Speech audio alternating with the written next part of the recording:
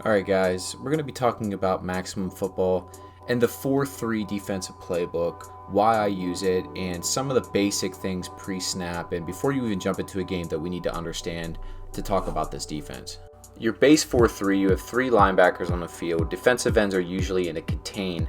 This is something you want to be in against a 2 receiver set when there's a tight end, a couple running backs on the field. Nickel brings a third corner on the field. You run a linebacker off. This is more like a base set for me. I like to have that extra little bit of speed on the field to kind of flex around and match up with the tight ends, the interior guys in the slot. Now Dime brings a 4th defensive back on the field, and I'll explain the usage of this formation. You really want to get into this mainly with your 4-5 wide sets, guys that you know are going to be consistently passing the ball so that you can basically utilize your extra pass guy in coverage to win that matchup.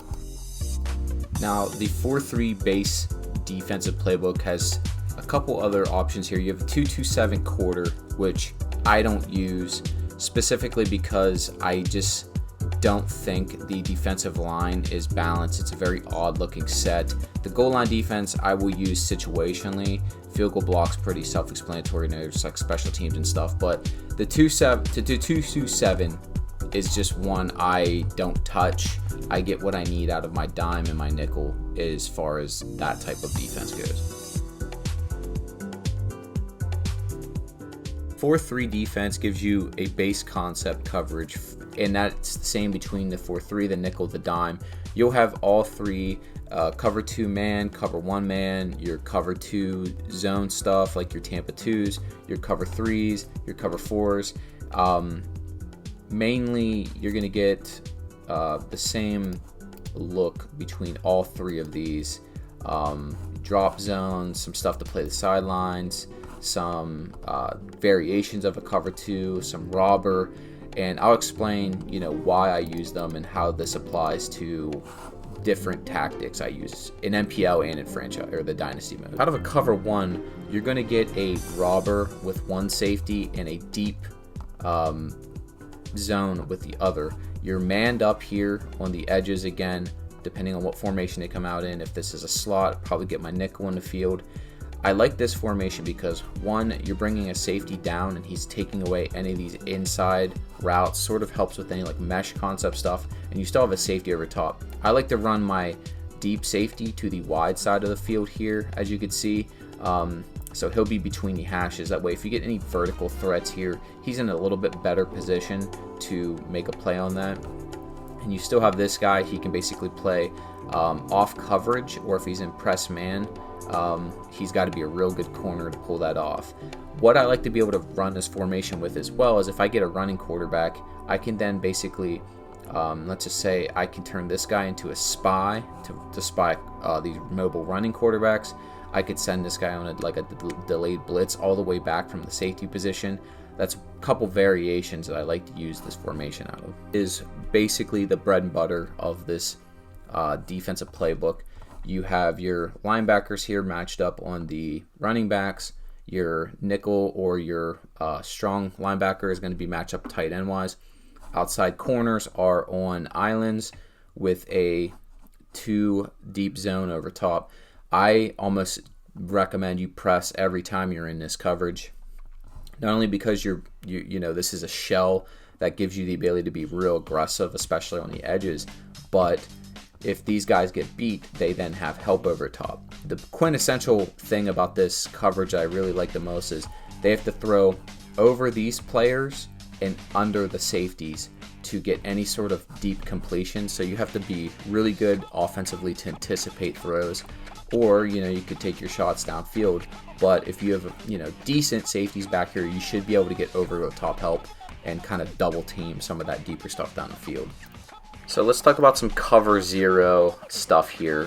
Heavy blitzing, 5-6 man pressures out of man coverage. I like to send these a couple times a game, and I'll explain sort of how I like to do that. One thing I like to do is play my secondary off when I pick something like this to back them all off, and I'll show that here in this next example. Another couple keys is if you're going to blitz out a man, you really got to go for it. I like to shift my linemen away from my initial blitz or spread them or pinch them, especially if I have edge pressures, to create all sorts of mismatches on the edge and work basically getting to a point where I send too many players for them to block.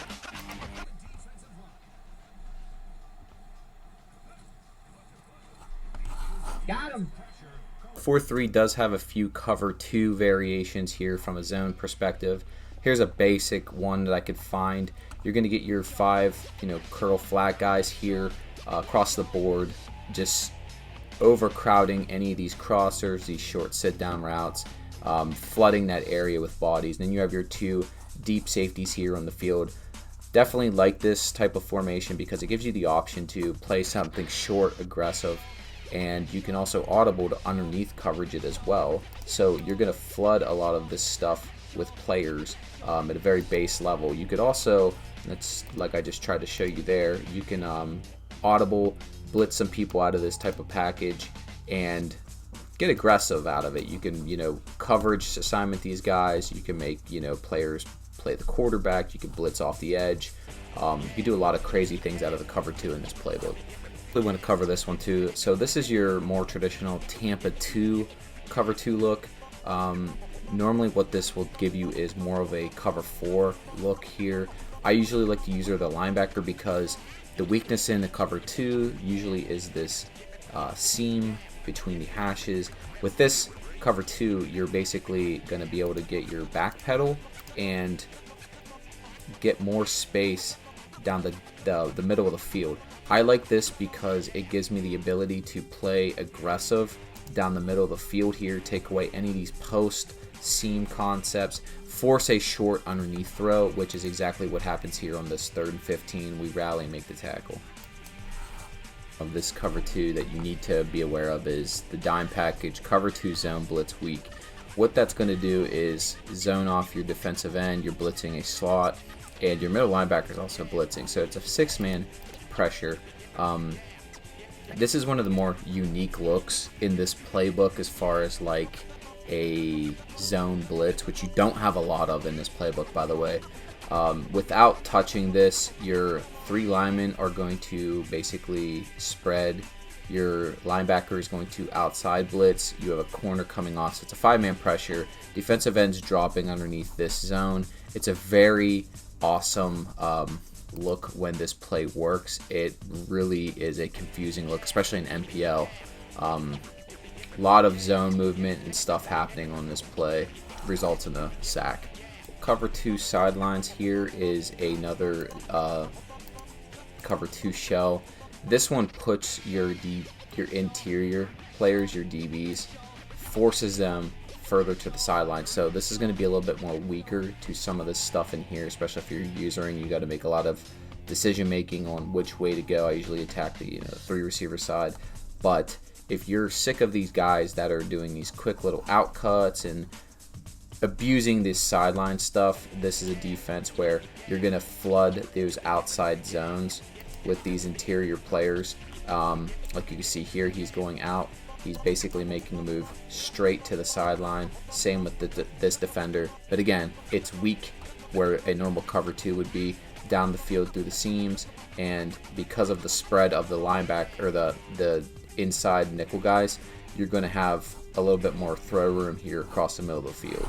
A bunch of weird cover 3 variations. So as you can see here, this is a cover 3 split between the 2 safeties and the middle linebacker is the deep third. This type of defense gives you the option to blitz outside players. You could put one of these guys into like a quarterback spy.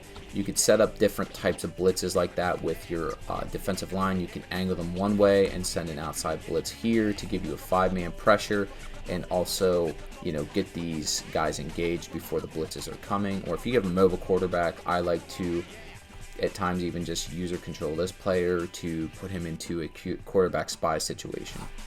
Now this is cover 3 slide. So essentially what this is going to do, it's going to put one of your corners in a almost like a curl to flats look here. You're going to have backside corner and both safeties playing your deep thirds, giving you the options to basically put your corner. I usually prefer to put this guy on the wide side of the field. That way he has help over top, and you just sort of muddy up this short side of the field.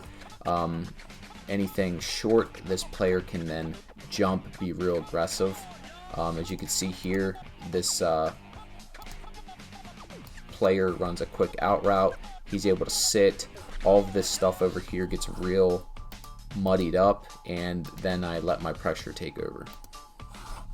The last cover 3 I want to talk about is called a combo defense. Now what you're going to get out of these, and there's a few of them, this is just one example, is you're going to get a 3 with a non-traditional look. So sometimes it'll be a backside corner, sometimes it'll be a linebacker, but you're still getting your cover 3 splitting with the safeties. The reason I like this is because it gives you man underneath, which you can then press coverage, or in this situation, I'm going to hot route one of my third defenders and turn him into a blitzer. So let's see if we can catch this real quick right here. So now I'm blitzing this guy off the edge. It's giving me man-to-man with my 3 receivers. My running backs, unfortunately, are not covered, but this is an instance where I didn't care. And I'm going to shift my line. Everybody's going to be blitzing here inside. So you're getting a blitz look with a outside edge rusher coming off this edge. You're going to be getting a blitzer probably off this edge, and I'm anticipating run this way. So this player was killing me. It gives me, like I said, I can now press up. I don't have to switch any of these guys in a coverage look. And the strength of this defense essentially is you can do a lot of different things out of it, which is why I like it a lot. Once you get better with the audibles in this game, this cover 3 combo defense will become a favorite of yours, because look, you can get immediate pressure. Guys are everywhere. Unfortunately, the power backs are just insane. Getting into cover 4 is something I would recommend if you want to force a short throw, or you have somebody taking shots at you every single play. You're going to get your DBs and your safeties basically playing a deep fourth here. Your underneath players are playing, basically splitting the field into thirds. Highly recommend on a lot of these pass plays too that you spread your line, but for the most part I user the middle linebacker, so I'm going to basically play the short stuff, and if I see anything develop deep, I'm getting depth and basically playing this zone here. I'd also recommend that you audible to outside shade the receivers, because one of the weaknesses of this is I've noticed the AI has trouble with any of these deep breaking outcut routes. Traditionally in a cover 4, this player would be an outside shade here to force the receivers to in cut where all of this help would be. Or also gives you the flexibility to change any of these under routes to, let's just say, a quarterback spy. In this situation, we're going to spy the quarterback with that player, essentially try to keep him in the pocket to mirror everything that he does, force him to throw the ball.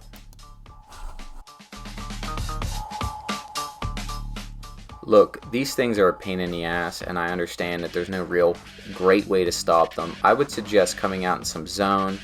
You're going to have to hot route a couple of guys to basically play some spy. I would recommend making that your outside corners that have the speed maybe to match some of these quarterbacks. Utilize some of your cover 1 or your cover 0 stuff. Create yourself some stunts. User control these linebackers and have them loop, have them do some things to get the quarterback outside of the pocket, and specifically run a lot of cover 2. That gives you a lot of this customization to hot route some of your defenders to, let's just say, blitz or spy or do some different things. Don't run a stagnant defense to where you're consistently showing the same thing. I would also suggest constantly spreading your defensive line. That's going to help contain a little bit better, even if it's not much of an improvement. Or dictate the pace of where you want this guy to scramble to so that you can put this guy into the teeth of your defense. You have to think ahead of some of these guys at times, which they're just kind of brain dead, to be honest with you, when they're just running around trying to press buttons and win.